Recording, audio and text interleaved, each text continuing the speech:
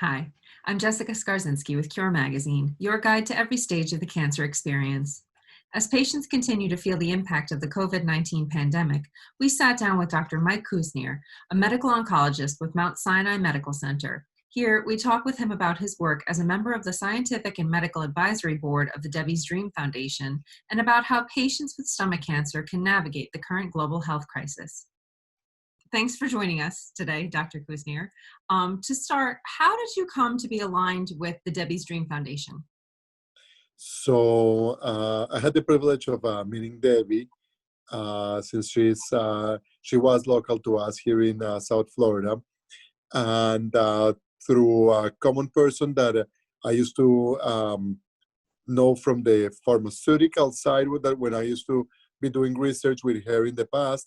She introduced me to Debbie, and we kind of like started working together to try to promote the gastric cancer group in all the different circles and even internationally with the South American groups and all that. So it was just by knowing directly Debbie in those days, yes. That's great. So then what kind of COVID-19 related challenges are you currently seeing impacting patients with stomach cancer specifically?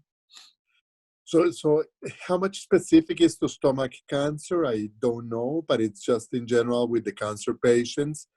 And there's several. The one that I can really think that is impacting patients with gastric cancer is that we're seeing increasing numbers of patients with curable stomach cancers that we're treating with chemotherapy before and after surgery.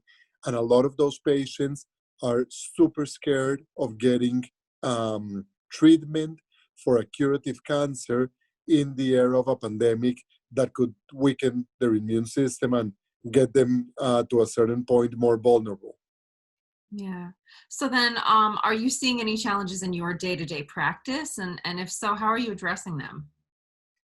So actually, and there's more than that. So the challenges are there's several. We're seeing some challenges from the point of view of the patients by itself not wanting to do the treatments that could be curable.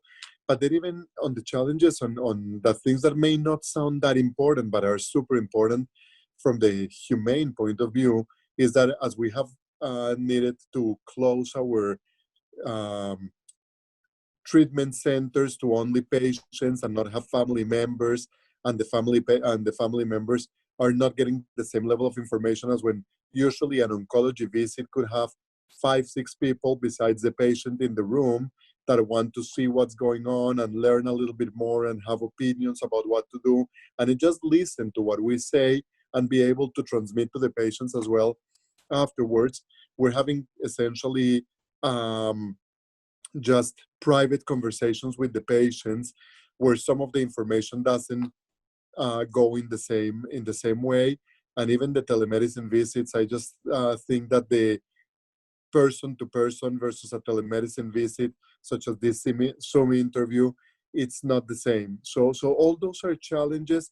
And not to say I had the case over the past 2 days twice, unfortunately, of patients that were in the most advanced stages and that for one reason or another one were in the hospital, and just seeing those patients alone in the hospital without their loved ones, it just breaks your heart. Yeah, I can imagine. So what kind of tips do you have possibly for any patients who might be looking for advice on how to navigate this pandemic, but also trying to maintain a treatment schedule? How can they keep themselves safe and, and healthy while they're traveling between home and the hospital and things like that? So the most important is all the common sense measurements that have been mentioned all over the media with the patients.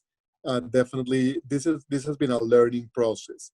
Like you can tell that even us as physicians, in the first weeks of the pandemic, we were not completely knowledgeable that the virus was airborne, and we were not using face masks. Now we are recommending face masks continuously within the treatment areas and patient care areas of the hospital. But even to some people and to some extent, as they are leaving their houses immediately, to have to don face masks because they're having to come in transportation services where they're not with the possibility of being with the social distancing that they should have. But what we really recommend to our patients more than anything is really the hand washing, because they, at the end of the day, I see a lot of my patients, like for instance, wearing gloves.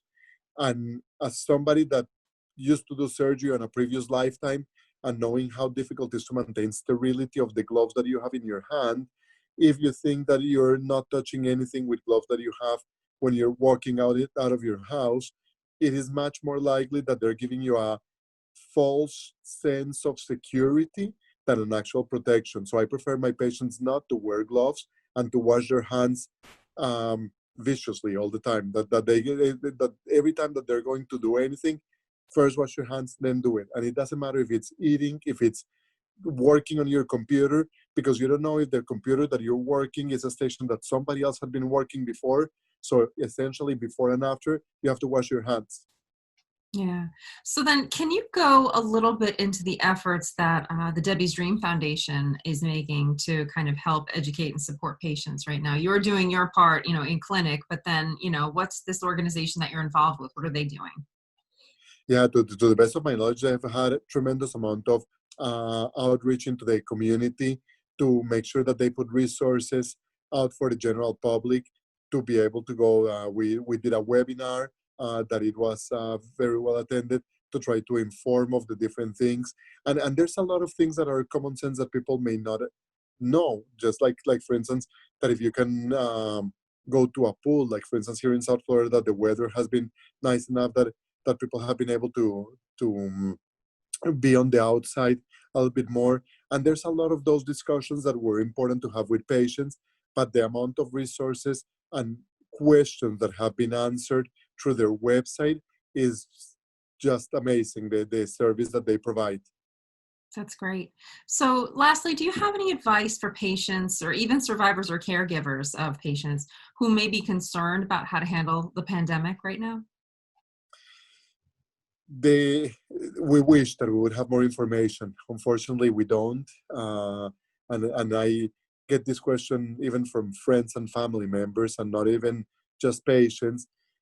I have the feeling that we are in the learning process still, and it might be that the pandemic comes and goes, and we still will not know all the information about how to handle it.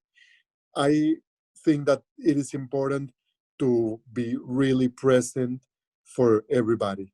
And I think that as we go into isolation, social distancing, stay at home, whatever you want to mention it, call your loved ones several times a day, check on all your relatives, and make sure that everybody knows that people are in contact. And we have technology. As much as I dislike not being able to hug my patients and doing these telemedicine visits and things like that, that doesn't take away from being able to call the patients frequently, but more than anything, to call your family members and your friends and just connect with everybody.